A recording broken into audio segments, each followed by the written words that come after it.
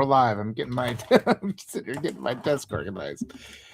Well, we're back at it, everybody. I guess I hope everybody got to have a couple days off. I hope you got to spend some time with friends and family. Had a little bit of a holiday over the last couple days.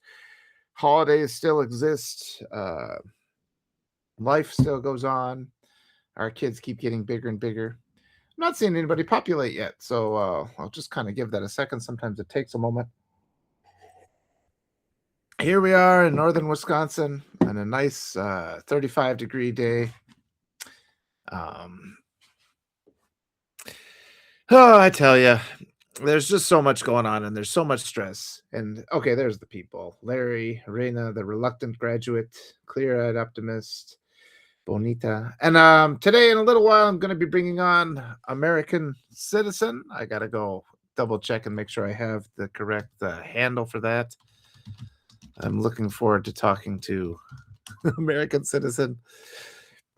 I always tell you guys, it's so delightful to have you here, to hold me accountable, I get to participate and benefit from your wisdom. And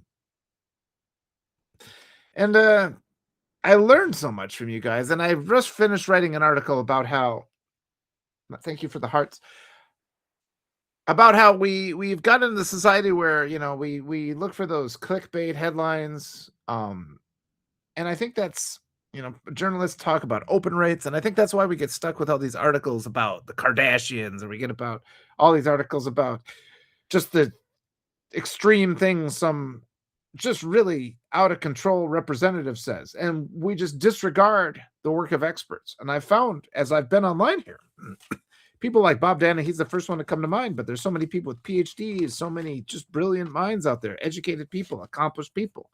And they're frustrated because our media just won't talk to them. Because our media is only interested in click rates. It's only interested in scandalous information. It's only interested in promoting lies. And that's not good for us. That's our problem. That's dominated the world for so long now that people become indoctrinated, think these unserious ideas are mainstream, and that's led to elevating just a repulsive person to the highest office of the land. And so we've got to make the deliberate choice at some point. At some point, what we got to do is reevaluate how we do our social media, how we do our algorithms. We have to make sure that our kids have access to good information and aren't constantly being bombarded with scandalous information. If it bleeds, it leads types of content. We have to have some responsibility, restore responsibility to journalism. But today I talked about why is it that liberals get their collective amnesia when it comes to democratic betrayals? And I want us to be more open-minded about this kind of thing. I think it was back on March 6th, there was a vote in Congress to limit the president's war powers. Should we limit the president's war powers? And 2 Republicans came away and sided with the Democrats to limit those war powers. So it's like, great. That's enough, right? That means we can do it because it's a razor-thin margin. The problem is that 4 Democrats turned away and voted with the Republicans, so the war powers weren't limited. You can go and look at these votes, and that's something people don't do. I think it's congress.gov. There's a couple different places. These are government web pages, so they don't present information the way you're used to getting information on the media. It's not like helpful, colorful graphs. They don't give a list. They don't give a spreadsheet. It's kind of cumbersome. You can scroll through, look at each individual representative and see how they voted.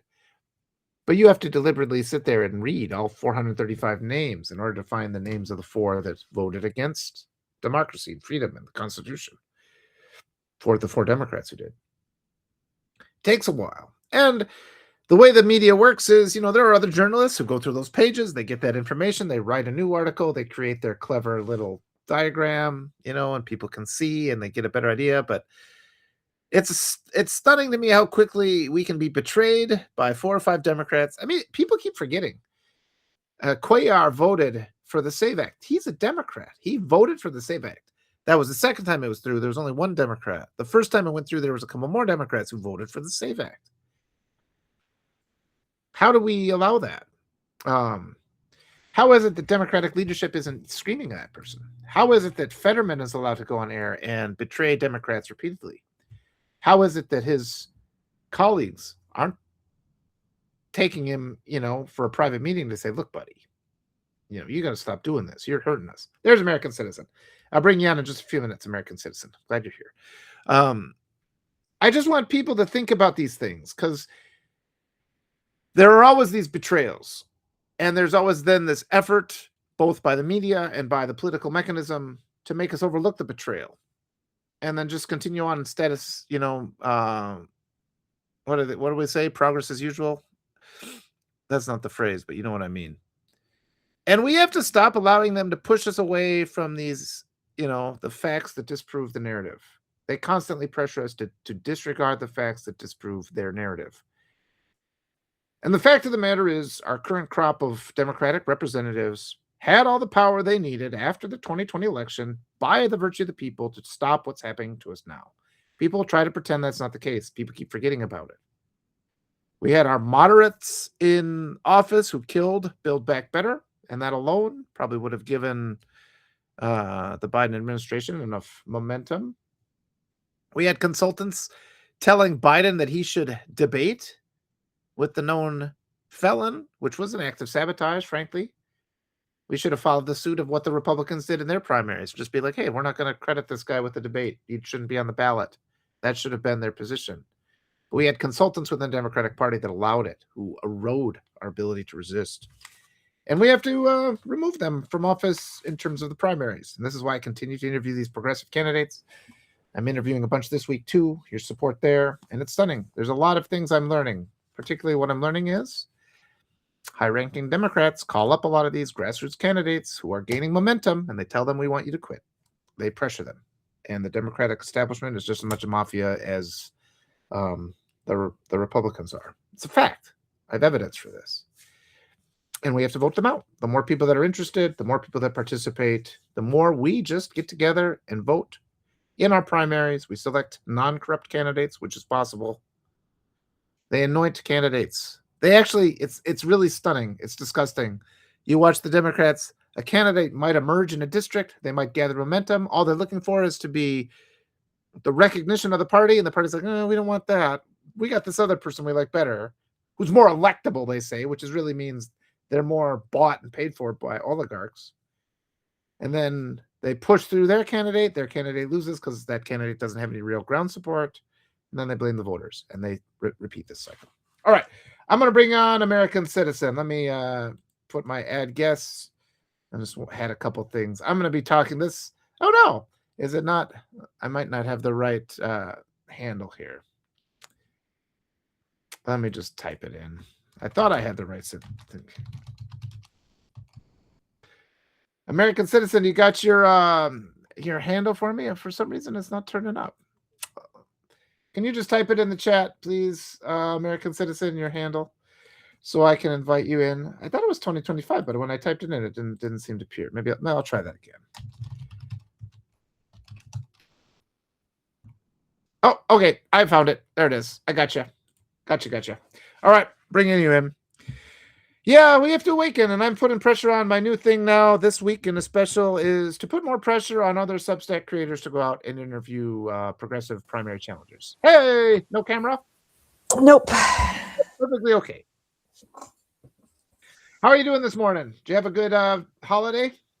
Yeah, it was good. Made some, had some pulled pork that actually turned out really tender, and some. Oh, good. Yeah, some stuffing and mashed potatoes. Did all that. How was yours? Good. Do you have any little ones? I got mine are middle school, but they're starting to resist festivities. Did you have any real little ones who had fun finding eggs? I went out with my daughter. She's in college, and like a week ago, and so I gave her this huge container of Starburst jelly beans and peanut butter, Reese's peanut butter cups, and then so she would have something, and we're going to meet up later this week. And then my son is he's an older teenager, right? So I got him a little basket of he likes hot sauce. I gave him a whole different kinds of hot sauce and a couple different kinds of honey. Because he likes that, so he could see, because clover honey is different than some like a Oh yeah.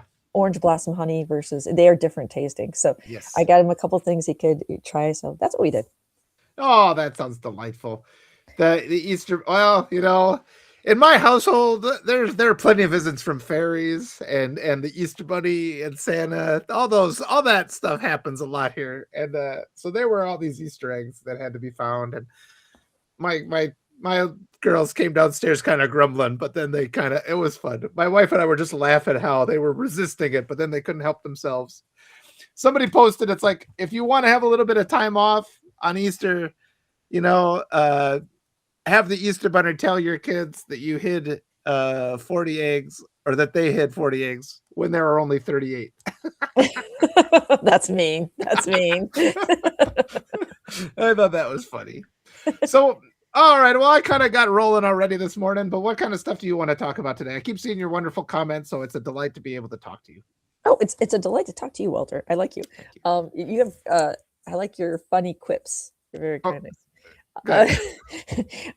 So someone asked me if I would do this, and so I just wanted to, there's this person out here, Elsie, Silence is Complicit, and I sent you a quick thing on that in your inbox.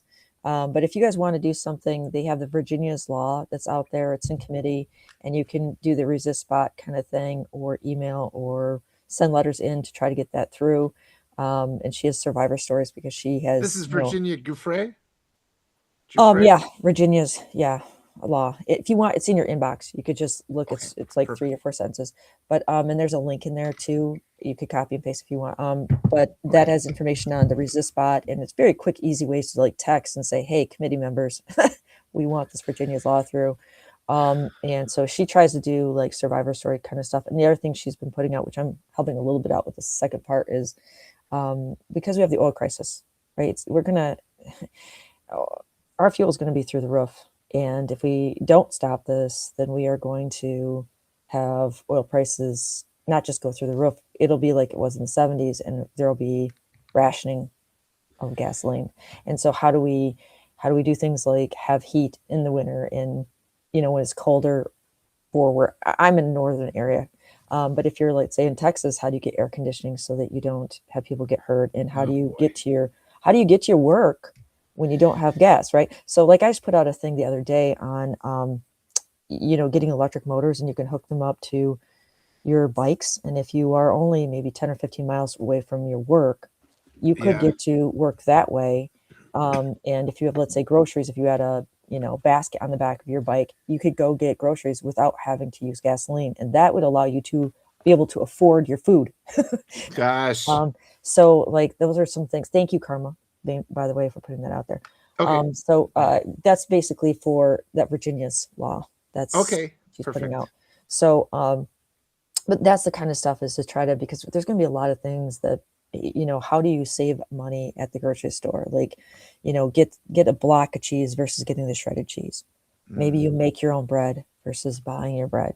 Maybe right now you get, I love Costco. It's one of the few big stores I like going to, because they give a living wage to people, but you can buy that in bulk, and you can get ball jars, and you can bake both your flour and your rice at 300 degrees for 3 hours, let it cool, put it in Ziploc baggies, and have a tote of flour, have a tote of rice that you can keep for 2 or 3 years. And what you can do is you can supplement your food, because our inflation is going to get much, much higher. So it just, things like that. Oh, let's talk about that stuff first, and then go back to Virginia's law. I think that's super important. I read her book recently, but yeah, I mean, number one, just saving money. I did, where I've been cutting back subscriptions. If you've got, you can't exist without a cell phone, right? But you can get off these ridiculous plans. Go to something like Tello. That's one I've done, where you can, like, some of these major carriers are charging you, $40 a month. You can get it down to like $8 a month. What do you think of Mint? Tello was just the one that I happened to find, so that's the one I used. I have not used Mint, but I have imported numbers to Tello, and it's complicated because these major carriers mess with you a little bit. But here's the other thing I want to talk to about that is there used to be a law where you had to click a button and then you could cancel a subscription. But of course the Republicans walked back that law. So now they make it so there's no convenient way to cancel. and you have to call up and you have to sit and for like a couple hours talking to these automated menus, and then there's no certainty whether you're canceled or not. So I canceled one with a major carrier. I'll just not say it just because I don't want liability issues, but I canceled with a major carrier and it was a chatbot, so I cut and pasted the image from the chatbot that assured me 5 times that there would be no further charges. And then what do I see the next month? A further charge. So I challenged that as fraudulent, and then I get the bill in the mail. And I'm just like, I've called like multiple times trying to get them. It's like, look, I don't have an account with you guys anymore. In the past, if you didn't pay a bill, they just cancel your account and that would be done. Now what they do is they just repeatedly file charges on your credit card. And so I think I just want to empower people to go ahead, and if you see a charge that you don't agree with, go ahead and call it fraud. They're going to try to pressure you not to do that, on your credit card company, but you have the right to do that.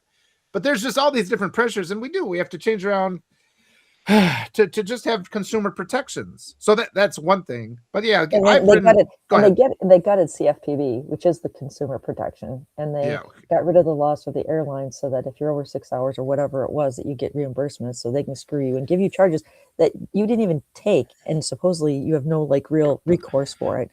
So, and if you're going into any kind of healthcare, let's say a hospital stay or something, you always want to make sure that the anesthesiologist, you want to make sure that you have ancillary help in these surgeries that might not be within network, and that you're asking in advance, are these people also in network so you can afford your health care? And then get an itemized list of what they are charging you, because you can, a lot of times there's small things on there that you didn't have or you didn't want, and you can fight back on that to try to, afford it. I've been talking to people about specifically healthcare for next year, because I don't think people understand the big bill was a delay bill. And so this December of 2026, after the midterms, there's going to be $500 billion cut from Medicare, which is for the elderly. 1 in 4 nursing homes will go down. And we already had the ACA cuts. We're also going to have much higher unemployment because nobody's buying our products because he's acting like an asshole. So when that happens, all these people who are unemployed or the people who are employed but cannot afford their healthcare are all going to be going to the ER. That means this time next year, all of our healthcare is going to be going up. But if we were to do something right now, and if you go to unitedwestand.shop, it's a shop of free ideas. I'm not selling anything. I don't make not one dime off from that website. If you go out there, there's 2 different letters that you can send to your employers right now. And one is on healthcare, and you give it to your HR department and they can redirect it to the right place. But what I'm asking is that you get something called catastrophic healthcare insurance, that employers could do that. And for next year, that way, if you have, let's say, a pulmonary embolism, you get in a car wreck, then that's covered. And then we build out what's called direct physician care plans, which is doctors that don't use insurance, so you can actually afford your healthcare next year. But we need those doctors, those networks built out more. And then if you are sick, let's say you have an autoimmune disease and you get infusions, or you have cancer, or maybe you've had an organ, transplant, and you have issues, then you have to get something called an international healthcare plan. And that's something where you just jump over to Canada or over to Mexico, depending on where you are in the United States, and you can afford your healthcare that way. What I also have on there is you send that into your employers now. If you have a small employer, I would suggest going to, let's say, Deep AI and saying, hey, what are the 10 biggest companies in my state, and give me the public HR email addresses and send it to them as well, because the big companies can build out those direct physician care networks. And so even small companies will be able to use them, even if yours doesn't. And then the other one is a letter to your governors. And on that, part of that is healthcare and how we can try to reduce our costs for next year. One of those ideas is at the governor level, could they buy in bulk catastrophic healthcare insurance and international healthcare insurance, so that they could have a bulk discount rate. So even the small companies could afford giving those things to their people. And then you just do direct care. And that would actually probably be either the amount of money we're paying right now or less, versus having it be horribly expensive. The other thing I have on there for healthcare for next year, and again, you have to speak to your governors about this kind of thing, is what I call a PA Plus program.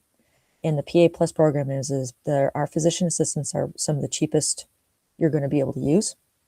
And you have them, anybody who has 5 years experience or more, plus a certification. And that certification is going to let them do is something that they don't normally have, which is the ability to script medications without a doctor. But it would be limited by like 1 or 2 pages, like antibiotics, antivirals, EpiPens for a severe allergic reaction. Possibly a PEA plus plus, which is just they could administer one pain pill and then 30 minutes later suture, but they cannot prescribe pain pills, period. They could only administer one pill on site. And I would suggest in this PA Plus program, I suggest using fire stations as triage areas. And I say that because we do have measles now, we do have tuberculosis, and these are very communicable diseases. And you don't want this being done at, let's say, a school or a church where then you're exposing everyone else. And what I'm saying is at these fire stations, you just pull out these fire trucks, and then you have maybe, just curtains on wheels, and they're parallel to the wall. And on the days the PA and an MA come out with their van, all they do is they just take those curtains on wheels and they make them and flip them perpendicular to the wall with a chair, stackable chair. Just put a stackable chair. It's not going to be anything any fancy. And on these locations at these days in your county, you would know at the state website, we're going to have a PA Plus program, and this is going to be at this fire station on this day. And you're going to get free care. You will get free care at these locations for things like you think you have a UTI, you think you might have bronchitis, you think, I got a physical, I need a physical to get that job. I have vaccinations I need. Well, then you're going to go to these locations for free. Why are you going to do that? Because if you go to an ER, that's the most expensive place to go to. So for every dollar you put down in something like this, you're going to save $300 or $400 in return. And so this is a way we could afford our healthcare for next year. And the other thing we need to understand is in December of 2028, which is in 3 years from now, approximately $940 billion is going to be cut from Medicaid. Between these two cuts, you guys, we are going to have a lot of hospitals, around 340, go down in the United States, and we're going to have ER deserts, because even if the hospital doesn't go down, they will have to take down a department or two to be able to stay in business. And so you don't want these ERs overfilled with what I call bullshit. You don't want UTIs going into these ERs when you don't have hardly any ERs anyway, right? You want actual, like a car wreck, a heart attack going into these locations. And so I feel like doing these PA Plus programs would be a way that if they were to implement a program like this now, get this law passed, put this in, you use existing fire stations. You don't need to build that out. It would be money for, let's say, a van. Like you have a utility van, like if you do HVAC or electrical work, you'd have a van like that, or maybe just an extra ambulance where you would have a PA and an MA go out to a fire station again. And when they're done, you guys, those curtains just go back parallel to the wall. The chairs just get stacked back in. And then you could take the fire hoses and you could drench everything down and disinfect everything. So like it really is like the cheapest thing that we could do, and it will allow us to actually have healthcare, because if we don't, they're looking at right now, in addition, $1.5 trillion that they're going to cut from our healthcare. Like we need to do something different. And I'm just telling you, this is a different way to work so that we can afford healthcare, because next year this is going to be huge. You have all that on unitedwestand.shop. That's the place people can go to look into this. And I mean, yes, okay, these details, and I'm going to have you come on and talk with a couple more of these candidates I'm doing. And I mean, we're looking, everybody in the chat, I mean, there's a lot of ways we can look at things right now. There's our immediate things we can do today. And then we also have to be mindful of these bigger plans. You're preparing for worst case scenarios. And it's really important that we talk about these things, because I mean, not a lot's being done. We're not seeing a lot of resistance out of the Democrats. They're not even really being serious. They seem to be content to allow misery to descend upon us under the assumption that we will then vote for them, even as they disregard, some of the very pressing and legitimate questions about our election integrity. But I mean, hopefully this is a worst case scenario, what you're talking about. Hopefully, because there's a lot of time between now and then. But it is interesting to talk to you, because these are very specific things. I've been just trying to get people interested in the primaries, to get people out and vote. And it's stunning to me the difference between the diligence with which you are approaching these very pressing matters, and just kind of the indifference you find even when you go out to these to demonstrations. People have no awareness of what's going on. And I find it, a couple of things with what you just said there. First off, what you're doing with the primaries is amazing. This is what we need. There's, you would love, I think it would be really great if you teamed up with, there's Kate Powell, Kate Powell, Powell. She is doing she was doing a lot of stuff on like the big bill, right? Yeah. Okay. And breakdowns. But then in the last 2 months, she's really done platforming progressives. Good. Okay, great. And so like I think the two of you, it's good to team up. And what you're doing, this is what we've always needed to do. And we are so civilly, we don't have civics class anymore in our schools. They keep us dumb on purpose. And really the primaries should be almost as important, if not more it's important, way more than the election, because we need actual non-shit candidates for November. And the Well, primaries are the only way we get that. yes. And what I'm finding, and it's making me, I started, I don't know if people were following my post yesterday, but I kind of got, because I'll give people the benefit of the doubt, but I started to hit my frustration mode yesterday because we have all these people with just huge platforms, you know, particularly, and we're supposed to, oh, look, an old mainstream media celebrity has come to Substack. We're all supposed to bow down. Oh, that guy's already worth $30 million. Well, let's give him $8 a month too. And they all come from, they all come from this mindset of disregarding primaries. And it's because all the legacy media is owned by the same oligarchs that own the politicians.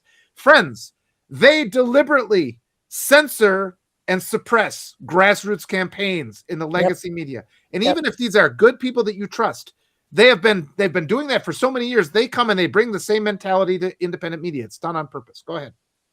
I would like to see, what I've told them is I would like to see them partner with other people. So let's say there's a recent one that came on here, I forget his name, and I said, you know, there's Katie Fang and stuff, but you know what they could do is have them, and let's say you, Walter, or some. But my thing is that you need partnerships.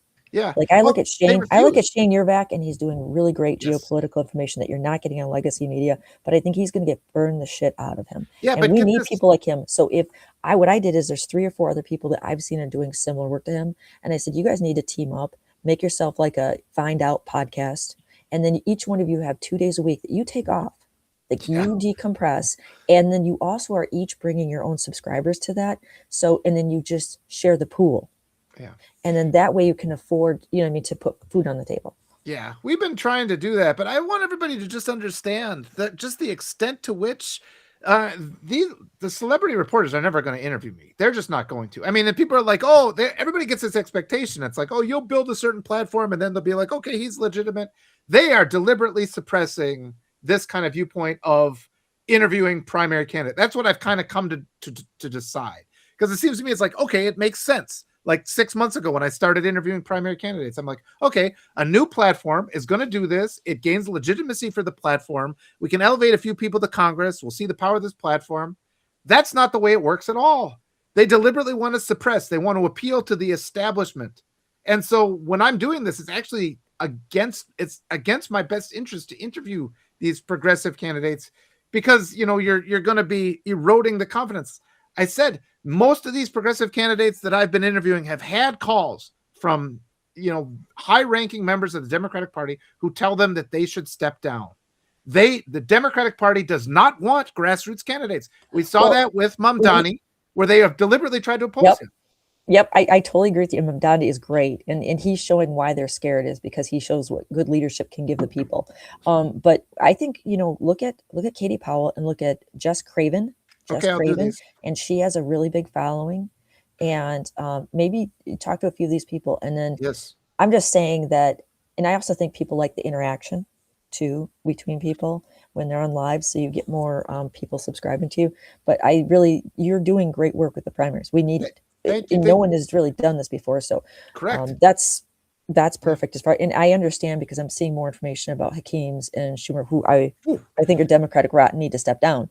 But where they're getting money isn't just IPAC. It's like money that might be attached to Lutnick and that kind of thing, like his companies. And so this is allegedly and all of that. But it's just he should be answering that, but he doesn't come on to talk to us, right? He only goes and talks to the legacy journalists. And and please too, if you guys know people, I mean, the internet has been destroyed by creepy men, right? So I can't really send a direct message. I've tried to do this. I'm like, hey, do you want to work out? And sometimes it's like, you want to do a live together or something? And it's like, sometimes people are like, okay, because they kind of know me, but it's hard to send like a cold message. So anybody out there who has established relationships, these 2 names you said, Kate Powell and Jess Craven, Craven, Craven. if you have relationships with them, let's try to help me. I mean, I just need help. And this whole grassroots thing, we have to push aside the idea that somebody's coming to save us. It's got to be us. We got to do the little things. I've been sharing that picture or that article I did that includes all my candidate interviews. Restack every candidate interview repeatedly. The more we flood the zone with these kind of alternate messaging, the more normalized they become. We got to get to the point where the establishment can't disregard them anymore. Right. And we have to reform the establishment too. That's I think there's a couple things. One is what Walter's saying is restack his stuff. Okay. But you can also, there's that little box with the arrow, copy and put it in different platforms. We really need this in different platforms. And yes. that's a great thing.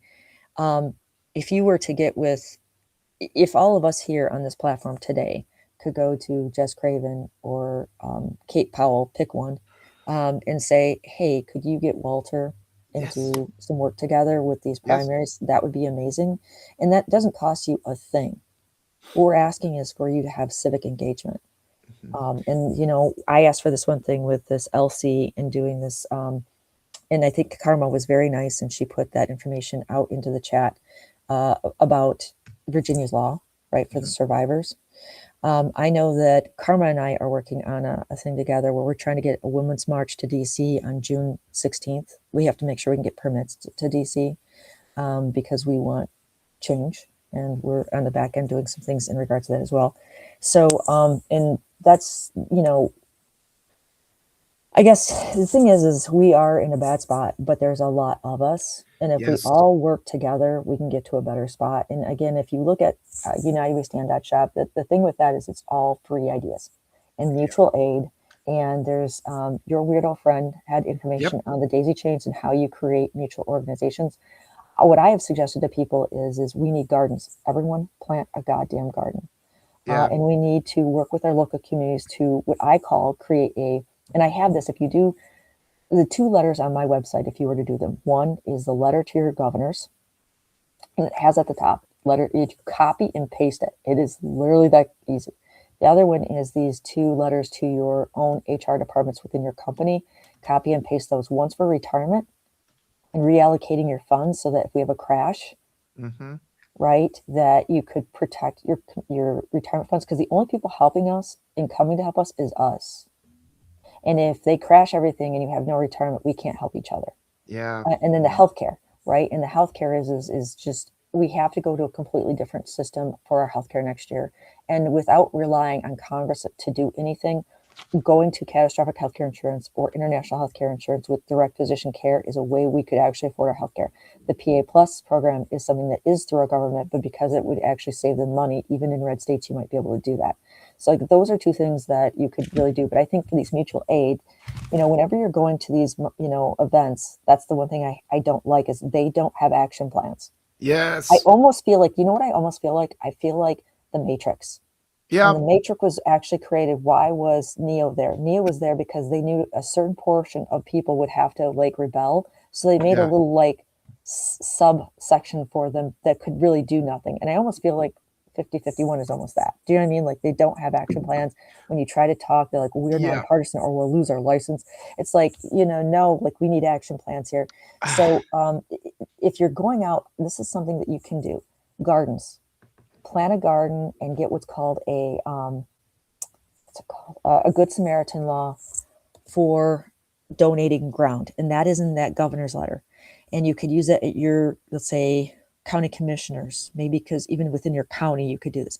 And what that is what it's just an idea I have, is that more people would donate the ground if they knew that they weren't going to be sued because someone had a slip and fall. If a rabbit shit on your carrot and you got sick, that they're not going to sue you. So if you had a Good Samaritan law for people donating ground, more people would donate the ground. And all your churches, you guys, you see all this land in front of it, or all these businesses that have all this land, ask them to donate that ground. And you keep that form, it's an annual form, in your township hall or city hall. Annually, you have to renew it. And that allows people in the community, and we just have a sign, a standard sign that you would put out and say, this is ground that you can use. And that's because I'm here to tell you, between all the unemployment and having shipping costs be as high as they are, we are going to need gardens. And if you're in an apartment, this is what I would suggest. A lot of people in apartments like, I don't have any land and there isn't something near me. But maybe they have like a 10 by 10 deck. So what you can do is you can get crates, and you do a crate with straw, and then you put soil, and then you put seed potatoes. And then you put another crate on top of that, and you do a vertical garden. And you could probably get at least 3 or 4 of these columns, and you get hundreds of pounds of potatoes. And at the top crate, maybe the fourth one on the top, you don't put potatoes. Maybe you put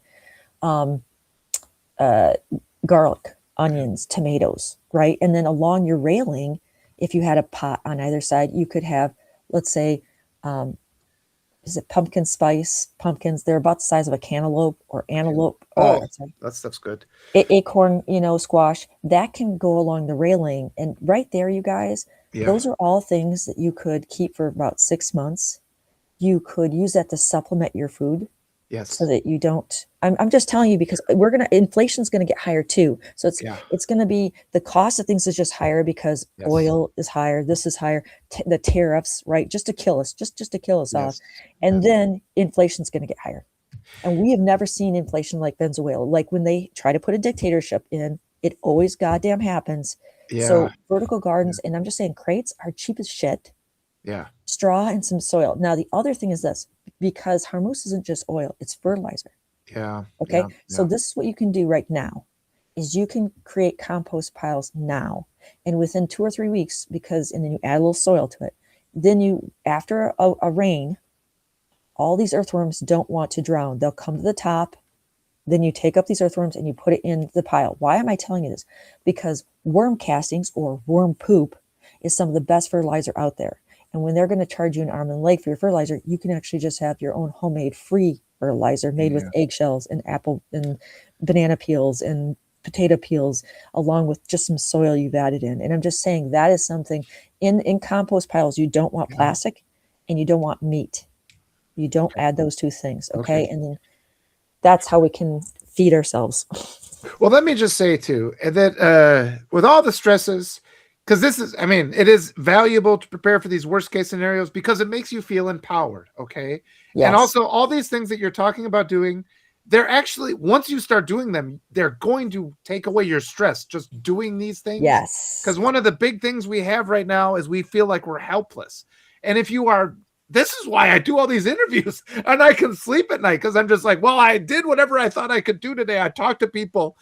And it's like, I am still hopeful that, yes, we won't get to that point. But even if we don't get to the worst case, you will benefit from learning these things, being able to do these projects with your family. You're going to build community this way. While you're doing these things, you're going to activate people so that they understand the reality of what we're up against right now. It's a way to talk to people. It's a way to get people out there to vote for these progressive candidates. And I want to go back to that because, like what you were saying before, I called up the Indivisible group and I'm just like, I will talk. If you want, give me a megaphone, I will talk. And they're just like, well, and they didn't have time to even have a 5-minute meeting with me. I'm just like, well, talk to somebody else. Like I can talk to somebody farther down the chain so you can find that I'm legitimate. And they just, well, I'm the only one. And it was just like, come on, why are you guys putting on the parking brake? I've went to all of these except for 2 because I had a health thing. But barring that, since the first ones we had right afterwards, I have been at these things, these festivals, and I've asked 3 different times, can I get up there and just talk? And they're like, we're not partisan. I'm like, I'm not talking partisan things. I'm talking like your gardens and everything. And they're like, well, we can't do that. We might lose our life. And then that's where I feel like this is the Matrix. Like they have set up something to make us think that we're, standing up to it. And it's just something that's not going to hurt them because it's on a Saturday when it doesn't hurt commerce. And but here's the thing. This is what you can do is at these areas, you guys, you can build mutual aid at these areas and you can do the gardens, and the gardening is a great way that once a week or whenever you're meeting with these people, you just add one tidbit of, oh, did you see that they're spending over $100 million more for these camps than what they're worth? Why is that? And just drop a nugget kind of thing. Yeah. And it's a way to start those conversations locally. But the other thing is this. So the last one I went to here, I went to 2 of them on that day, and I made sure to get a press pass. There's people who are in the news, you guys. And I said, would you be willing? And I told them about the website, and I said, there's a whole bunch of information on there, and just whatever, healthcare, whatever you want, gardens, build gardens, everyone, so that even if you don't need food, other people are, and you can donate it to your food pantries. And so That's something that we can do, but it would be great if we did have these progressive people actually going out to these locations. And again, like I said, Karma and I were trying to do this thing June 16th in DC and have all the women march. And women get together, and if men are going to pass things like in Florida, they pass the SAVE Act within Florida, that we have to have bedroom blackouts. Hashtag bedroom blackout. Hashtag tiger tubes. Hashtag lavender marriages. Hashtag never change your name. Hashtag never get married. Hashtag divorce. I mean, like, if your man isn't like you, Walt, isn't being a good man and actually standing up to it, because just sitting there not raping women is not a good man. You're part of the problem if all you're doing is sitting there. If you are actually calling your GOP as a man and telling them they are never voting GOP again for what they're doing, they're actively doing that, and then following through and not voting GOP, then don't give them the time of day. Like, they are Neanderthals. They're fine with you being hurt, and then go in their cave and with old Zita and Rosita, and they can leave you alone. Go get a toy. And well, we'll be talking about that. I'm talking with Natasha K and Evie again about like just the structure of estrangement and the entitlement of these abusive classes, how it never enters their head that their action could result in consequences that you'd leave them. But I mean, this is taking it back again, because you're giving all these wonderful specifics that are great, but I'm in messaging. That's my aspect here, and just activating people is what I'm finding is the hardest thing. We got to get people to think outside the box. And so many people are so passive even now. It's like I keep running into people that are supporting Adam Kinzinger, and I'm just like, that guy is programming you the negative way. He's programming you to this passive status quo type idea. And it's like, and we're not trying to be alarmist. When you talk about alarmists are the people that did the work so that the tragedy didn't happen, and you forget that. It's like, we always celebrate, excuse me, we always celebrate like these victors who won battles. The better person to celebrate is the person that prevented the battle. Yeah. But you don't even see their achievement. That's Carter. That was Carter. Oh, absolutely. Jimmy Carter actually made everyone stay for an additional 2 weeks, and he prevented war. But you never, ever hear that. He also almost got rid of guinea worm in Africa. Like, I like that guy. And so he just had a Congress that was willing to work with him, the things he could have done. And you really do have this. That corruption goes back a long way. Yeah. Yes. And so we need progressives for that reason. Yes. We need non-bought off people so that we can actually make the laws. So, some of the laws I think we should have is $5 every April, and $2 goes to independent media that cannot be bought, that cannot be sold, that cannot be censored. Be nice. And then you have $3. One goes to each party. If you're not Republican or Democrat, it's to the third party. And you say, okay, that's it. No other money in politics. And this would be for your state and federal Congress, and it would be for your governor, lieutenant governor, president, vice president. That's it. That's all the money you get. Now, if you want to have like a line item on your taxes in addition to that $5, you can give up to $1,000. Here's the deal. That is going to be split between 3 ways for those 3 parties and any additional money. So let's say you donated $4. That additional $1 is going to independent journalism. That odd amount goes there. And that's how we actually get money out of politics. There would be no APAC. There would be no corporations buying anybody. And then here's the thing. That would free up the common person to finally, in 40 years, be able to afford to run for Congress. And once you get there, you're not spending 50 to 70% of your time being bought off by someone. You're actually spending 100% of your time actually getting something done. So like this would be, but we need progressives that aren't bought off to get those kind of laws put in place. And actually we need this blue wave so we can actually make constitutional amendments for women, for Native Americans, for like SCOTUS to be, rehashed, that we need to have term limits on that. We need the people to be able to elect our officials. We need, audits of our elections. We need, not just for the coming in and voting, but you have what's called the digital ID. So here's the thing. Let's say I vote red. Let's just say this. I'm not, but I voted red. Okay. But now it's a digital information. Okay. It's digital. I did red. At that point within the machines, you can code it to say, let's say every 3 people that vote Democrat, 1 is going to be thrown over to the Republican Party. You could do that.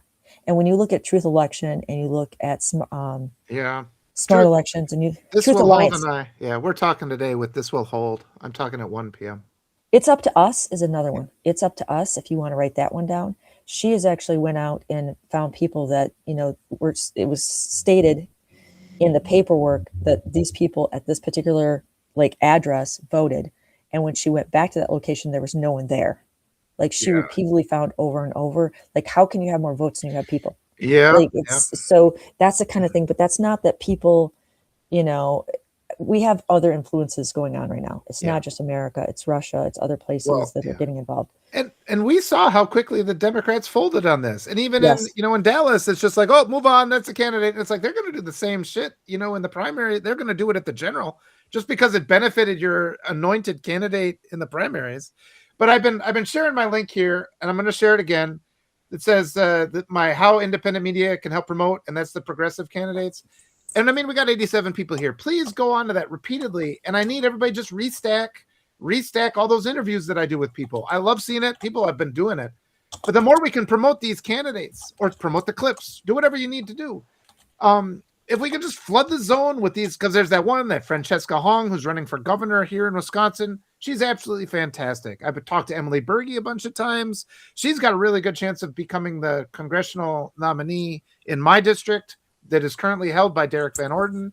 And if we can get a couple of these people, I mean, you'd be astounded if we could get 10 of these new progressive candidates. I mean, just in this election cycle, that would be huge. I will say this, though. This is the one thing I wish of the Democrats, and even the progressives could do this on their own, even if the Democratic rot won't, is that I'm seeing in a couple different places, let's say like the governorship for California, they have a ton of Democrats running, and it's splitting up and diluting the vote. And so what they do is they take the two people who have the most amount of votes. Well, they've got two Republicans and then like a ton of these Democrats. So now it's looking like they're going to have a Republican for governor of California because they're diluting it with the Democrats. The Democrats need to go in on their own and go, you know what, you 4 or 5 people, you're not going to have the votes. Get out so that we have at least Democrat to Republican voting, right? The other thing I see that is, look, Schumer, because we need to primary his ass. And look at the people. He has 5 different people running against him for, and one's a MD, one's a veteran, and then 3 other people. Guess what? Those 3 other people probably aren't going to get anywhere. So drop out, because we need to primary Schumer. And if you have 5 other people running against him, he's going to get it by default. Fuck that. Like, you guys need to, that's something you need to bring up when you're talking to people, like primarying with these progressives. Well, we in independent media, number one, first step. I mean, that's like a second step, because right now I can't even get the other big creators to be active in interviewing these progressives, even if they just cross-posted the ones I already did. But these people that you mentioned, we could share candidates then. It's an additional interview, We can bring in these bigger forums. I've been trying to plan where I can get like 4 or 5 candidates who come in at once, or maybe spend the whole day, and they come in, for a half hour and then they leave. So it's a little easier for them. So I got all this stuff going, but there's so much just lethargy among the American public. And for me, activating the mindset, number one, you guys just have to move away from the legacy media. Most of the people here have already done that. You figured it out. But in talking to me, after a little bit of time, you'll start to feel a change, like how you view the world. It's just sort of like if you stop doom scrolling on your phone all the time, you set that mental control aside. Like my wife mentions this. Well, she'll listen to my talks, and then she'll be just in conversation with somebody and she'll say something, and the people will just stop in their tracks like, holy what? Like, just like reasonable things that are going on now that are just blatant corruption. We all been just pressured to accept. And that's what we have to shake off. We're just still knocking the rust off, but we do have a lot of motion that can be made. We're seeing these people. Mamdani was the first. We're going to see a lot more. And all these things that you're bringing up are really important about consolidating and organizing. But we do have a major media influence that is designed to sabotage us, that is not giving people the attention that they deserve. So we have to go around it, and we have to take it down. And that's through the deliberate action of all the people watching. 93 restacks of every one of those interviews. That would make a huge impact. And doing it beyond Substack is important too. Taking it to all your social medias. Keep sharing these interviews. Let people know what kind of candidates we can actually have. You'll be astounded by them. So here's something for you guys. So Walter, of all the people out there, Jim Acosta, Katie Fang, if we could get you to do a partnership with one of these people, Katie Powell, there's less people. Like she does have a following, but less. It's I think easier for you to get a hold of her directly. Yeah. But for like one of these other places, if all of us here today, who do you want us to go to and say over and over, you need to get Walter on here. You need to get Walter on here. Who would you choose? Is it Waj would be good? Is he the left hook? And that Kasim, he seems like he's legitimate. You can kind of tell who the good ones are because they're kind of awakening to this, and there's a lot of good people who just haven't had their moment of realization, you know. But what we need to see are these big platforms. I'd like to see every big platform interviewing or platforming smaller people. We gotta rise together. That's why that's called this. You know, I mean, like people like Robert Reich. So much of his stuff is behind a paywall. It's like, buddy, we're trying to defeat fascism. You can't put it behind a paywall at this point. You need to be talking to people like me. And I mean, imagine if I got 5 minutes with Alexandria Ocasio-Cortez. All of a sudden, my platform goes up by 1 million new followers, and then I can continue my work, and I can go and talk to all these progressive candidates and elevate all of them. Just give me 5 minutes, you know? If Bernie Sanders gave me 5 minutes, the same thing would happen. But there's the whole, and I mean, all these people that are claiming to be good. Kamala Harris, man, that would be so great. Jasmine Crockett. But I mean, it doesn't have to be them. All these other, just look on Danielle Moody. She's talked with the Daily Whatever, but I haven't talked to her. Yeah, I would love that. And all of them. And then we can do 3-way interviews too, where it's me, another kind of creator, and then a candidate. And then we can elevate them that way. Walter, and I just want people to do that. A 3-way? Yeah. I knew when I said that I was going to be in trouble. Hey, you know, it's the brave new world, right? We're trying to spread the love. Yeah. Your wife's very progressive. Open-minded. Yeah. Very progressive candidate she is. Yeah. But no, I mean, I will elevate. I mean, I hope people see that I practice what I preach, and I elevate people with smaller followings all the time, because that's what we need to do. We don't need one person with a following of everybody. We need everybody with a following of, you know, a couple thousand, so that we can combine that, or 50,000 or whatever, and then we can get around the distribution obstacles. And I keep saying this to people. The media is owned by the same oligarchs that own the politicians. Yes. They control how we think, you know? They control what messages get through. They deliberately suppress people. And then you have all these people are like, well, government can never work, or everybody in government is corrupt. And people just become resigned to the system. And then they're not active. We have to activate them. Wake up. Yes. Don't be part of the problem, be part of the solution. Mm-hmm. Mm-hmm. You're still laughing, aren't you? Oh, well, we're going to, you know, on some of these people, they have these streaming platforms where they can bring in 5 or 6 people. And I don't know what the word is for that, but go look it up. I mean, go practice. Well, you know, the other day, Karma and Sarah and I, we used 3. I mean, it was very French. It was wonderful. But that's, you know, hey man, that's building community, right? No, but the better we better we can do. And Walter, all while her husband was walking around in the back. Oh, wow, okay. To each his own. That's the way he likes to participate. Good for him. No, but I'm just trying to be funny. Yeah, it's good to be a little lighthearted. That's called gallows humor. We have to laugh through this, but we do have a lot of power. And combining, you know, 2 creators with 10,000 followers, that's a huge reach, especially for a progressive candidate. Every single progressive candidate I've talked to has been just thankful. Like, hey, thanks for paying attention. And some of these are people that have already generated, you know, $500,000 in donations. I mean, they are very serious candidates. They are accomplished people. And I've been saying our whole media, the whole legacy media, if it bleeds, it leads, right? They only worry about click rates. Like, oh, what's the kind of story that people are going to click on? Are they going to click on the latest scandal of Lauren Boebert? Or are they going to click on some scientist who just developed like some breakthrough? Like, nobody cares about the stuff that actually serves humanity, at least in our current media mechanism. And that's another thing at a later date we have to change. Right now, we have to just get around it. And we have to start, like when I was talking to Bob Dan, I've interviewed him multiple times. He's a nuclear weapons expert, one of the top 2 or 3 guys in the military when he retired.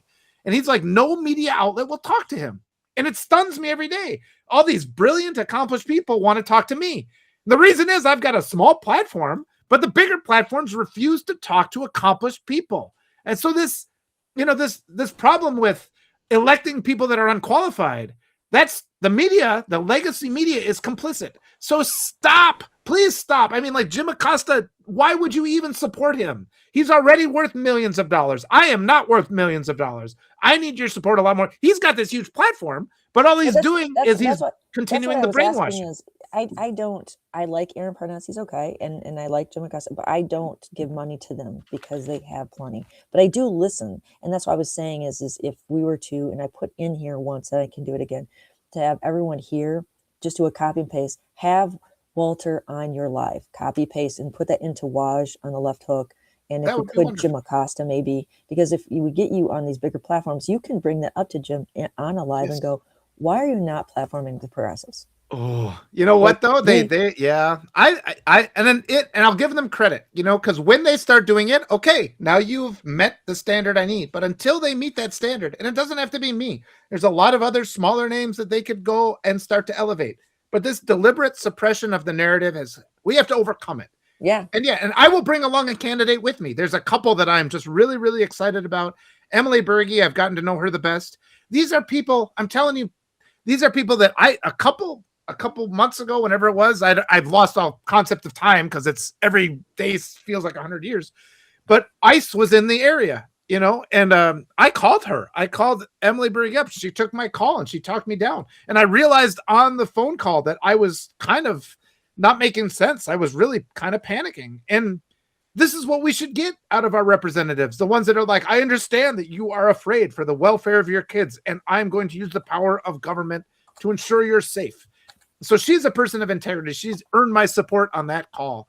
And you guys can make up your mind for yourself. But if you just listen to the interviews, you can tell these candidates I'm talking to are real people. That Abel, what was his last name? Abel, he came on the other day and his baby came into the interview and he held up Chavez, I think. And he held up the baby and he's sitting there talking with his baby. And Natasha that's so wonderful. That's wonderful. It was beautiful. And I'm just like, look, he's got to juggle all the complexities of life, and he's worried about the future because he's got a baby. He doesn't want his baby to die of thirst because we have to feed the data centers, right? Yeah. So he's going to make reasonable. Alba Chavez, I did have. Yeah, the UN is actually putting out stuff about how we're in water bankruptcy. I don't know if you guys have seen that last 2 months because there's like a ton of shit going on.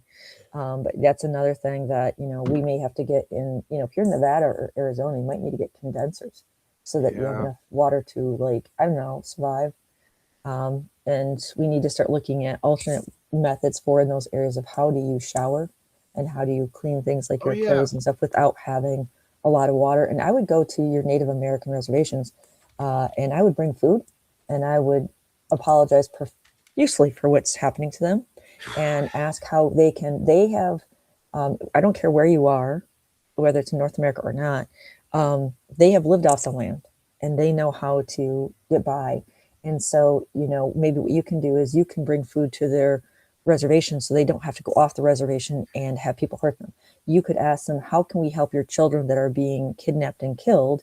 And maybe the surrounding community can protect your children, and that you build these coalitions with them because, they know how to, clean their clothes and clean themselves with the little amount of water.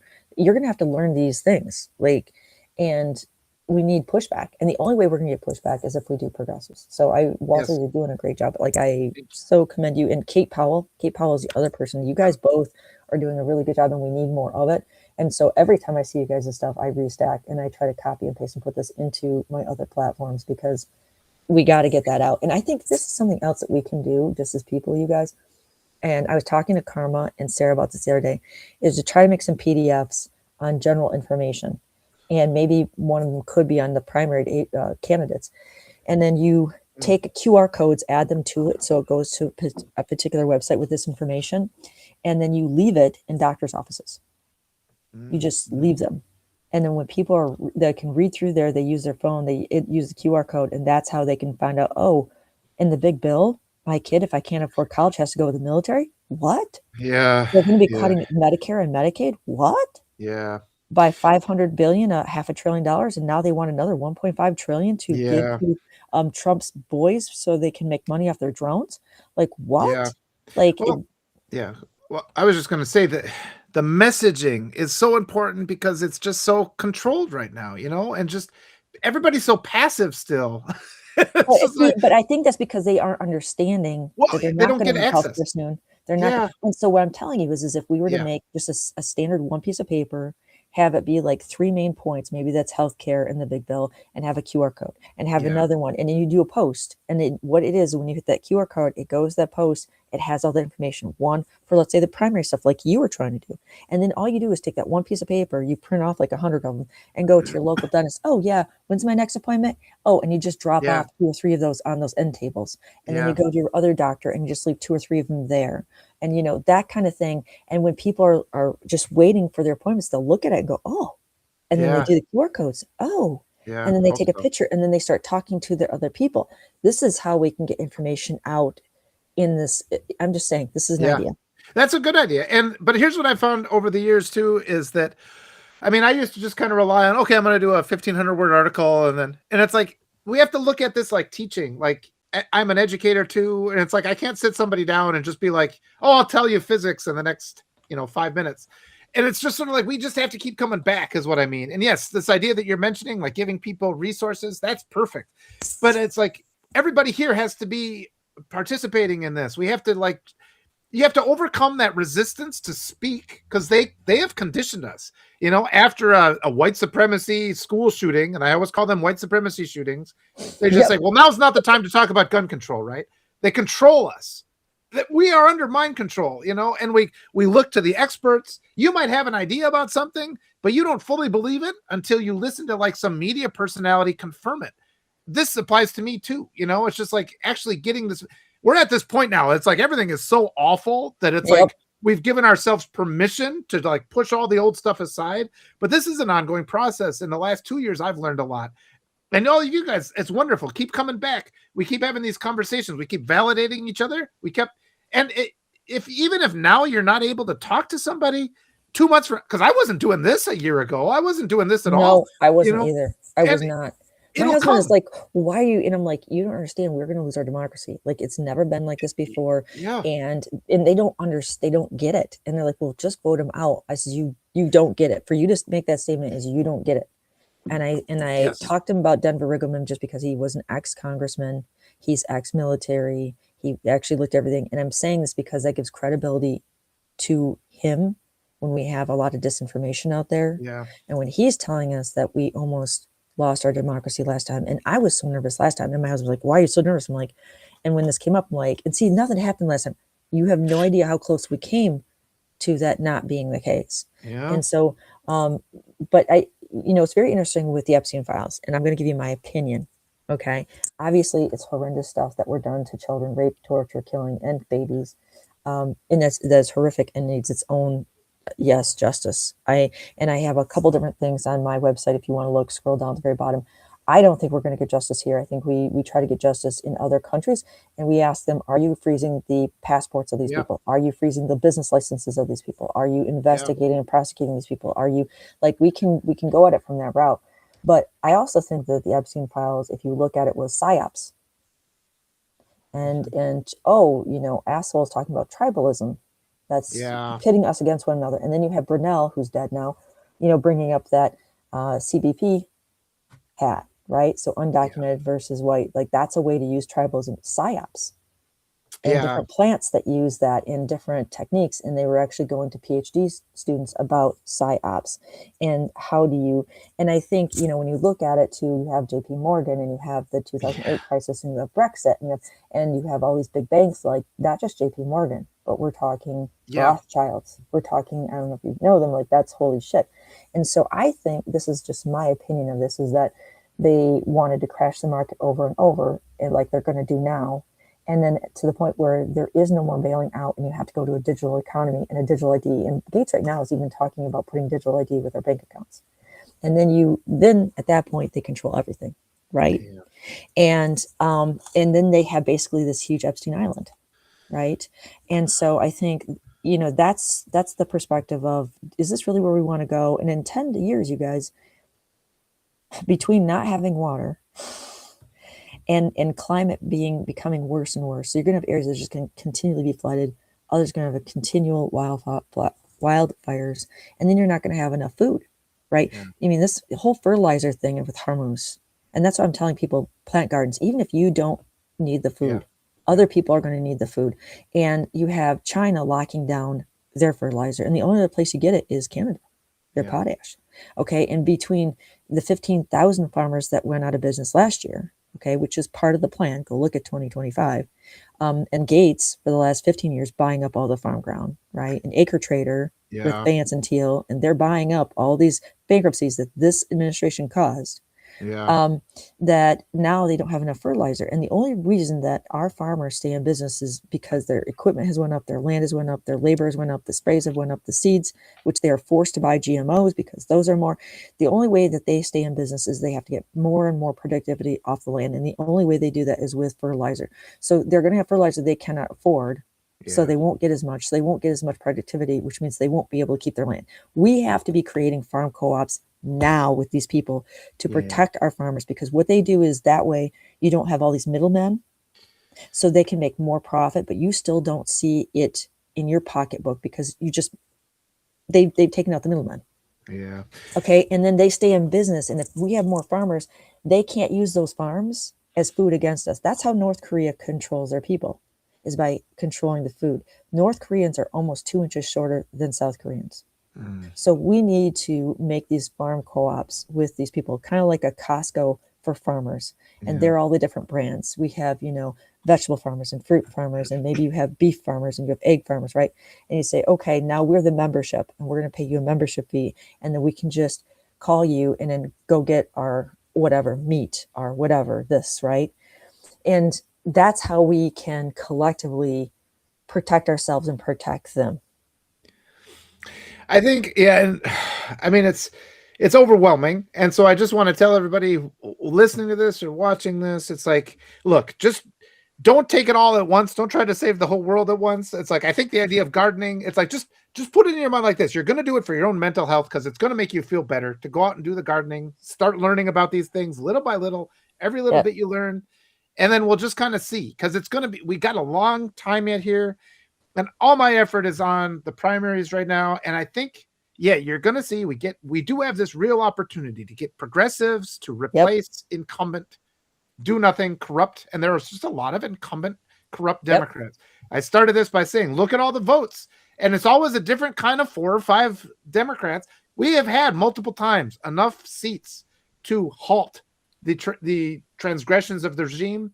And there's Yep. always like 4 or 5 defectors who jump over to vote with the Republicans and let it happen. And they're different ones. So then we're like, it's like they trick us into thinking they're on our side. They have, most of them, there's a small percentage of Democrats that should be reelected. I think almost all of them.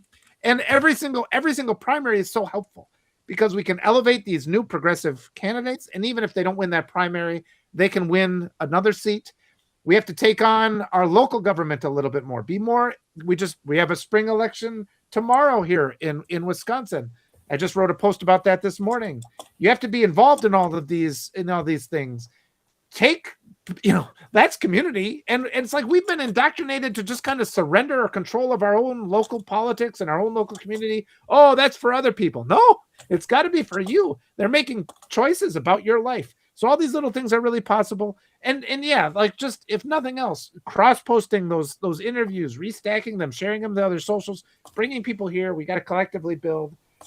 Yeah, and we got to do it whatever we can now, but also have an idea of what the worst case scenario is. And you're doing a wonderful job of explaining it, American citizens. So thank you. Well, I'd say if you're going to do gardens too, you guys, again, it's a great way to start mutual aid in your local areas, and we need to start doing that. But also, if you're intimidated by it, I would highly suggest free extension offices in your area. So you just Google extension offices or Equistacia, a different search. And then you can use, the other thing is botanical gardens. And the other thing you can use is community colleges or universities have horticulture departments. And a lot of times if you call their professor and say, I am very new to gardening and I need some help, they can give you some guidance. And so the things you're going to want to know is the zone you're in, and they would know that flat out in your area. That's and a great idea. You want to take soil samples with you. So find the area and understand that if you have shade from your house or shade from your trees, you need to know that shade level. So during the day, how much shade is that going to get? And then find the area that has the most amount of sun that you want, and then use soil samples like 2 or 3. Like if you're gonna have a square area, take 3 different areas, and then take those in bags to those areas and say, having the soil content, what would you suggest? Because what they may say is maybe cheaper than going to your local gardening area and having all these bags is you go to your local mulch area and they can dump you like 6 yards of soil for way cheaper. And then you just dump that soil on top, and then you have to have a way to water it. And so they would be able to tell you between the shade that you're going to have, the soil you have, and the amount of, again, water and sunlight, what would best be. Because, if you have sandy area, that's going to be great for blueberries and raspberries. If you have little shadier areas, raspberries, rhubarb, broccoli, they actually like those areas. So just knowing what you can do where you have it. And again, like I told you, crate gardens, vertical crate gardens, I think are amazing for apartment dwellers, which a lot of people are, and they can still get several hundred pounds of potatoes. Even if you don't need it, I'm telling you, the pantries might.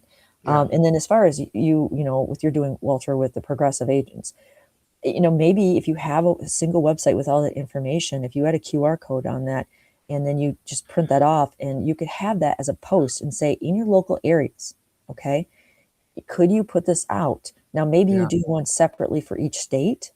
And you say, if you're from the state, just go and print this off and put them in your local, doctors, dentist appointments. Just go in and say, hey, when's my next scheduled appointment? And leave like 3 of them on the end table, right? Like that's a way I think that's really easy and simple. And if when you're talking to people with these progressives, ask what you want, what they're about, but then say, are you in talks with other progressives to make sure that if let's say there's 10 of you, that you talk and say who you understand who's ahead and who isn't, and don't have 10 people running against Republican, and then because there's so many of you, you've diluted the vote that the Republican's going to get it. Be smart. Like that's something that they need to be talking about. There's that citizens impeachment group. I've been interviewing a lot of those candidates. Those are the congressional ones. And but yeah, like what you're saying too, I think is so important because again, the gardening activity will just help your mental health, but it's important to find these new communities, create your new communities, and don't necessarily look at political establishments. I think that's something we, like established media got us here. Established politics got us here. We can go to these gardening groups and you'll encounter brilliant people. And it's stunning to me. Like I said, there are people who have PhDs, who are highly educated, who know their stuff, who are going to be willing to talk to you. And you'll be able to bring something to all those conversations too. I guarantee it. Everybody has an important perspective. It's really become obvious because literally I cannot interview every single progressive candidate because there's 435 seats and there's sometimes 10 people running, right? I don't have time between now and the primaries to interview everybody. I don't. So that's where I think if you were to align yourself with, let's say, Katie Powell and another person, and then you divide out the work, right? Divide that work out. And then I think too, you have to say, okay, during this next month, these are the couple primaries we're having. And after this is this next couple, and after this. So instead of saying a year out, we're only going to do for the next 3 months. We're going to prioritize, but we'll bring up these other names, even though we're not interviewing them, just to let you know they're out there. Mm-hmm. And as it gets closer, put that out. So I just that might be something. Yeah. And Jess Craven, I think Jess Craven might be another really great connection. And she has a lot of people behind her. She does smart things. Jess Piper is a good one too. I know I haven't talked to her yet. I think that's her name. You need to make your own Find Out podcast. Political candidates, because it is really important. And I never really I'll be honest, I'm stupid. I didn't understand that before. You vote in November, I didn't, and we're not given civics class. So I didn't know. Yeah. Well, this is all by design. They've brainwashed us to not participate because they want to be able to buy, the oligarchs want to be able to buy both candidates. This has come up again and again among these progressives. They say the same guys it's a lot cheaper to purchase the candidates in the primaries because we don't pay attention. We've been indoctrinated not to pay attention. Yes. So then we have the illusion of choice in the general because the only thing people worry about are there. Blue Amp is another one. I'd like to see them. And I have done interviews. Nick Parro and Eric Lovelow. Yep, he's done Eric that Lovelow he's connected there. And if you need connections with Eric, I directly talk to him. And so I can get you over there. I should talk to Lev. I need to talk to Lev Parnas at some point. Just ask him.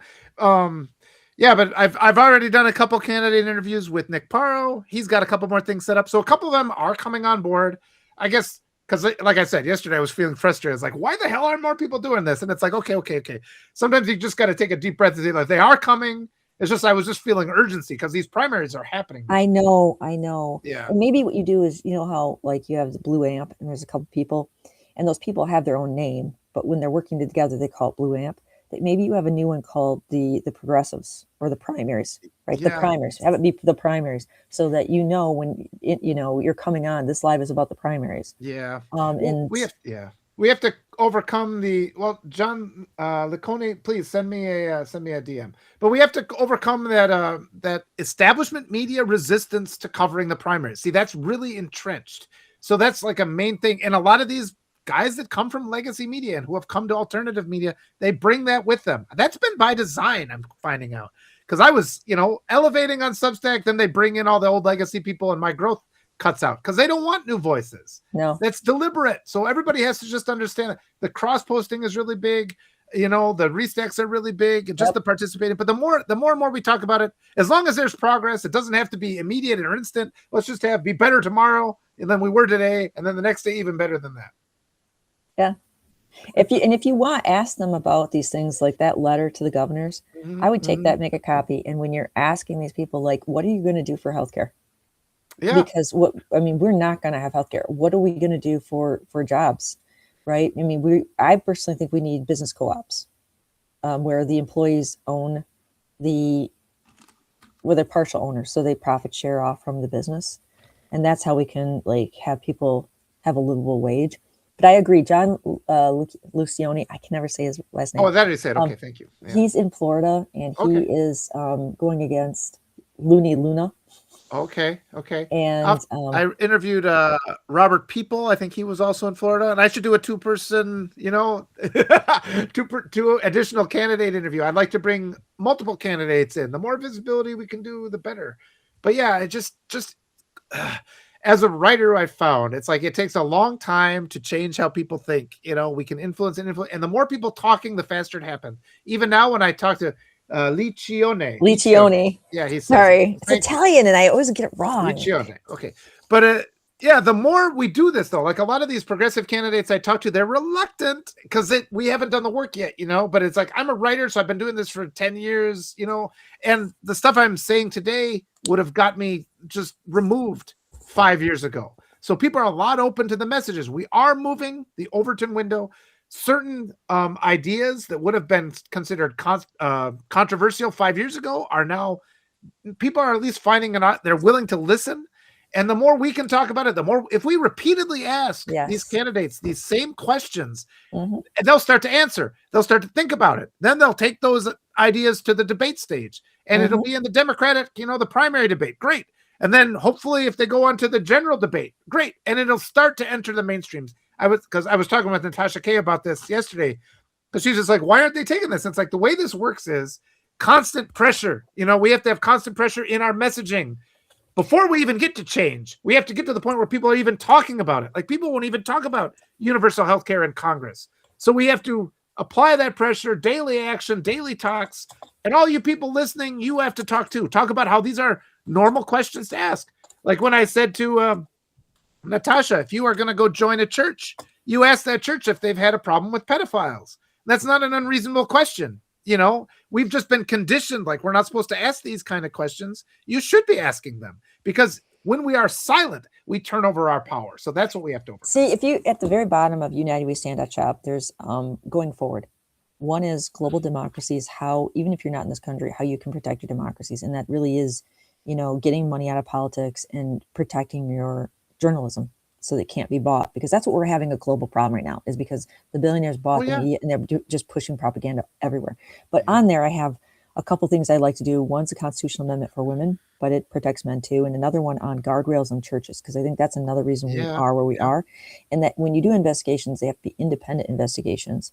And that if you're telling these little children that how they giggled or what they wore, they need to be policing themselves against predators, that the children can sue the people pushing emotional trauma on them, because they should not be monitoring and policing what they wear for the predators. We should be going after the predators. Yeah. And that there's just some information there. It's about 2 paragraphs Yeah. of, I think we need a federal law that says Yeah. we need guardrails on this. You actually have to have a tax code on this. If you are pushing hate speech, like people can't vote or people should be killed or that kind of thing, then that's hate speech, that you can't be a religious organization anymore. You cannot be a nonprofit. Like, I think that Yeah. we need guardrails Yes. on this shit, because they are pushing stuff that's just, it's hate. Yeah. It is not Jesus. It's horrible. Yep. And make people put things in writing. So often people want to handle these conflicts like at work. My wife had this kind of issue where she's like, this person is a racist. So she did not. And then they try to pressure you to make the paperwork go away. So hold on to those receipts, everybody. If you have a conflict at school with your child, they say, nope, we're going to have paperwork on this. This is going to be recorded. And then if the laws change at a later date, like we want to do, there will be accountability. We got to keep talking about Nuremberg, because that's one of our greatest strengths right now. If we tell ICE agents, you guys will be held accountable one day, it's going to make them hesitate when it comes to murdering somebody. So and it's when they put out, having, because Bannon and these assholes, they're talking about having people at the stations, which, having anybody with arms at polling station is illegal. There's a law against it. And I made a post on that. You can be fined up to $250,000 if you were at posts, and you can get up to 5 years in prison. And that we need to have these posts put up at every polling area stating that this is the date we put it up. So this has been notification. If you're here, we will be pressing charges against you. That there is an accountability. I personally think with Congress that we need to be looking at, when you're giving aid to the enemy, what is that called? Everyone knows that word in their head. We don't need to say it for AI to know. But when you're doing things like Iran and Russia, and you know that Russia is giving intel to Iran about our bases and our equipment, like radar stations and our troops, and then Iran is targeting those people, and then you lift sanctions on both those people so that they can make all these billions of dollars to be used against you and hurt more of your troops, that there's a word for that. And when Congress is not doing anything about it, which is their job to do something about it, then they are then complicit with that, what I'm saying. And that then we the people at the state level should be able to pursue a civil action against these people who we are paying for as our employers. And that's maybe how we get accountability to force Article 2, Section 4. Actually, do you want me to, real quick, I've only got a few more minutes, but I could bring in John. I'll send John Liccioni. I hope I said it right. Is that okay? Yeah, I can bring him in for a real quick. If I get his name right, and if I get I kept copied too much. I was trying to copy and paste his. All right, let me erase this. I'll try to get his name. That's why I did the wrong thing. I'll invite him on and he can introduce himself real quick, and then we'll do a more formal interview later. So let me see if I can do this. If he's still there. That was nice of him to drop by. I should have thought about that a second ago, but all right. I sent him an invite. If he wants to jump in, he can. Otherwise, I'll be gone. But yeah, I want everybody to take a deep breath too. And it's like we're covering a lot of big picture things. We've been jumping back and forth between big picture things. Hey, there he is. Hey, good morning. Good morning, sir. Don't have your camera, but that's okay. So now say your name again, please. Oh, there he is. Yeah, I'm in my John Liccioni for Congress t-shirt. Awesome. It's from my 2024 campaign that I lost in the primary. And so it's all washed out, but it makes a great night shirt. So with that, I wasn't prepared to get called up, but whatever. Let's do it. Heck, we gotta strike while the iron's hot. And American citizen, had you met John before? Yes. He's ex-military, right? He's actually been pushing lawsuits against this administration to hold him accountable. So like he's living what he's saying. And he's going against, I call her Looney Luna. And she's one of these people we need to get out, people. Like, seriously. So he's a solid candidate. Yeah. Tell us more about these lawsuits or whatever you want to talk about. Right. So two things. I've declared war on child sex trafficking. There. Good. Right. Boom. Right. So Anna Paulina Luna's biggest vulnerability is that she's a guardian of the pedophiles. Right. So she refused to sign the Epstein discharge petition.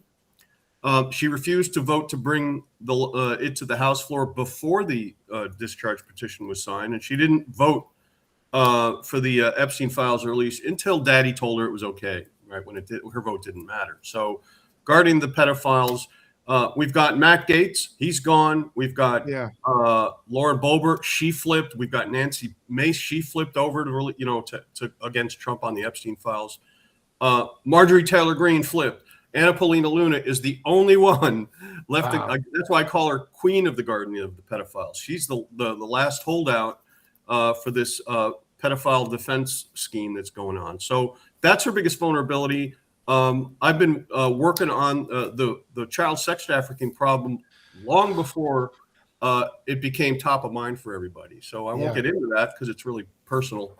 But so that's that lane. The second lane is the election fraud, election integrity defense lane, right? And so I discovered when I ran for Congress in 24 and Gulfport, Florida mayor in 25, that the software company they use for election management here in Florida, a small company in Tallahassee called VR Systems, began knowingly publishing fake, falsified vote by mail reports to candidates and political organizations. I'm talking about falsified vote by mail voter records, official election records that were up to 99% falsified because of a software bug or a software design defect. And so I brought several lawsuits. It started at the state level in Florida, Liccione v. DeSantis, Liccione v. VR Systems. And then I filed up in DC in federal court and as a key tam whistleblower complaint, and that escalated up to Donald Trump. So there's a Liccione v. Trump, if you do the Google on that, that got dismissed, but I'm going to be reactivating it because of new material and new facts I've developed. And I'm suing the local state attorney here in Pinellas County. His name is Bruce Bartlett, for engaging in a cover-up of this. It's basically election records wire fraud, right? So when you publish known fake election records over the wire to candidates or voters or whatever, that's wire fraud. You know that the reports are fake. You know that the candidates are depending on them to make electioneering decisions, and they're fake. And the way that they were fake is what's the most weird thing of all. Imagine if your bank published statements to you, your bank statements, that had a bunch of fraudulent transactions in the statements you didn't make, right? And then when you opened up a fraud claim, the bank ghosts you, right? And it turns out the bank statements were fake, right? And so the election bank statements that the election bank of Florida was publishing to me and others were fake election bank statements. And they knew they were fake because of me and a bunch of Republicans sued them. I'm the only Democrat that's suing. Democrats don't like to sue in the election. Yeah, see, that's okay. Keep going, but continue. Right. So now I've got a hearing coming up down here in Pinellas County against the state attorney who was appointed by Ron DeSantis, Liccione versus Bartlett. And this little bitty public records, it's a public records enforcement action against the state attorney who produced doctored or altered versions of public records. So I've got him on that. And so I'm fighting. I'm not just talking about election integrity. I'm investing my own money, which is I'm on Social Security disability, right? So this is like all I have to fund this offensive lawfare in the election integrity domain. And so, of course, Anna Paulina Luna was a beneficiary of that. She got reelected in 2024. Ron DeSantis, Ashley Moody, who was appointed senator, she's running again. She benefited from it. Anna Paulina Luna has taken Chinese Communist Party money to fund her campaigns and her PACs, as has Ashley Moody. So there's all this corruption. I mean, real corruption, right? It's not faux corruption. Right? Yeah. It's not an excuse to come get your Social Security number. It's real corruption within the Republican Party, corrupt RICO enterprise here in Florida. And as Florida goes, so does America, right? So this, to me, is District 13 in Pinellas County. This is like ground zero. It's a flippable district. It's it's a red district, but there are enough non-party affiliated that if you can flip the non-party affiliated and the Reagan Republicans over, right? Like I know I can as a former NSA intelligence and U.S. Air Force intelligence analyst and a cybersecurity guy. I have the chops to be able to walk in to those red communities and talk to people and get their attention And billionaire welfare. That's the word I use. That it's like, let's stop billionaire welfare. Red districts love that term. It's like, why are we doing that? Go ahead, continue. yeah. Yeah, so that's the second domain, and then the third corruption domain that came up out of nowhere when I was running for Gulfport mayor was in the disaster recovery fraud domain. So when we got hit with Helene and Milton back to back, I was like at ground zero in Gulfport, which is right on the water, southern Pinellas County, and there's this company called Tidal Basin that got the contracts from the state of Florida, the DeSantis administration, to do the substantial damage assessment, to go out and send the field inspectors out to determine whether a homeowner's home was damaged more than 50%, which is called substantial damage.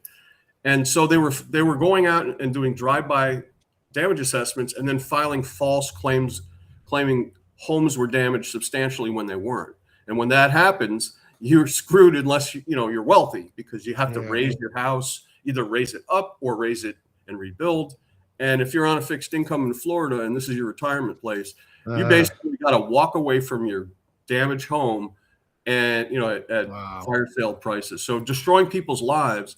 And this company, I came into this when I was running for mayor. So I started researching it and publishing an expose series, and I called it Titlegate, the Titlegate scandal.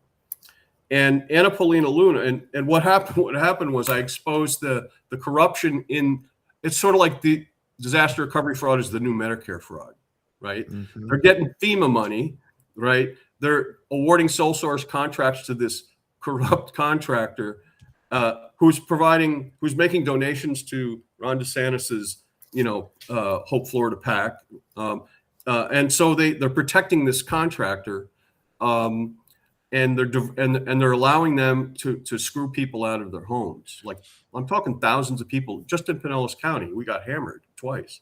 Yeah. And so in the disaster recovery fraud domain, Anna Paulina Luna threw our municipalities, our beach town governments under the bus and blamed them, and while praising Trump's FEMA, because it was Trump's FEMA network. And so there's these three bowling alley, lanes in the corruption bowling alley. Yeah. It's particular here in Pinellas County, Florida, that provides an opportunity to flip this blue, this county, this district blue again. And you put Liccione up in the house, right? Yeah. I'm a fierce defender of children. My dad, big Italian family, son and grandson of Italian immigrants. And he defended children. He was chief attorney for social services in Oneida County, New York for years. And it seems that, like the Harry Chapin song goes, I've grown up just like him now, but it took me 60 years to realize that I had a mission in that lane. Yeah. And so the first thing we need to do in terms of the war on child sex trafficking is I propose a National Child Defense Act of 2027, and the first thing we do is we grab $100 billion out of ICE budget and move it over into a national child defense system and staff up the people we need to go after these child sex trafficking networks. We need to hack these networks in a good way, white hat hack, right? And roll up the super yachts and the financial networks and all that. And we're spending the money in the wrong place, right? We're more interested in mass deportations than mass child sex trafficking ring roll-ups, right? Which is where we need to be, because been talking about that. A country that doesn't defend its children is morally bankrupt. Well, we need a children's bill of rights, and I mean, because a couple years ago, the Republicans were saying they wanted the parents' bill of rights, which basically was their code for abusing their kids by depriving them of education. So yeah, if we could do a children's bill of rights to actually, I mean, that's the type of thing where we always fumble the messaging though. Like the Democrats don't ever bother to push back. So I appreciate it. Let me give you, go ahead. Thank you, John. So somebody in the chat wants to know, you used to be registered as Republican and why you switched to being Democrat, which I think you might want to be able to talk to. Oh yeah, I'm so busy running my mouth I wasn't watching the chat. So that's okay. Yeah, so I was a Reagan Republican for 40 years. I came of age I enlisted in 1978, 2 years under Jimmy Carter. Being in the military at that point, the post-Vietnam era sucked as far as pay went, as far as respect for the people in the military. And then Reagan came in, and this is just from my view as a young man. He made us proud to be in the military again. We could walk around and feel proud. And my pay got doubled within a year or two. We won the 1980 Olympic hockey team. We won, and all that was my formative years. Yeah, my formative years. And I didn't like his ERA position, the Equal Rights Amendment position, but I wasn't focused on that as a arrogant young man. Right? I was doing that. So I was a Reagan Republican for 40 years, and I switched to Democrat in 2019 as an intelligence analyst. I learned, I was taught what the key indicators of compromise are with an individual. Is this person behaving as if they've been compromised by a hostile foreign power? It's not rocket science, right? Yeah. And whether or not, it doesn't matter whether Trump is or isn't compromised by Russia. He acts in his words and deeds. It doesn't matter. It's a distinction without a difference with Trump. So I tried to save the Republican Party. My last act in 2019 was I wrote a book called The Grand Unifying Theory of Putin-Trump. And it was really an essay and a plan of action with milestones to prevent what is happening right now. Right. And I wrote it in 2019. The subtitle is Vladimir Putin's fascist race-baiting strategy to take down America without firing a shot. And I wrote it in 2019. I met with Senator Marco Rubio's staff in Clearwater, and I pitched this concept to them, and they all blew me off. They ghosted me. And I was like, I'm done. That was it for me. They're lost. They're captured. It's the Trumplican Party. And I was like, that I just cannot be part of this corrupt machine anymore. I switched to Democrat, and that's sort of my journey, over to that side. And it's hard to do, psychologically, but you come to a point where you realize the moral bank, you can't be part of that. And I was raised Catholic, and I stopped going to church, quite frankly, when I became aware that the Catholic Church was covering up pedophilia in its ranks and not turning them over to law enforcement and all that. And I can't give money to any organization or support any institution that institutionally is covering that kind of thing up and is on that side of the moral moral code. So anyway, so that's sort of a little bit of how I went from R to D back in 2018. Let me ask where's your webpage where people that want to learn more or donate to your campaign can find you? Oh, yeah, it's johnforpinellas.com. That's PINN. I'll write it in. And while you're writing it in, John, if you wanted to show everyone your cat, they might like to see your cat because there's a little bit of commentary on your cat. Yeah.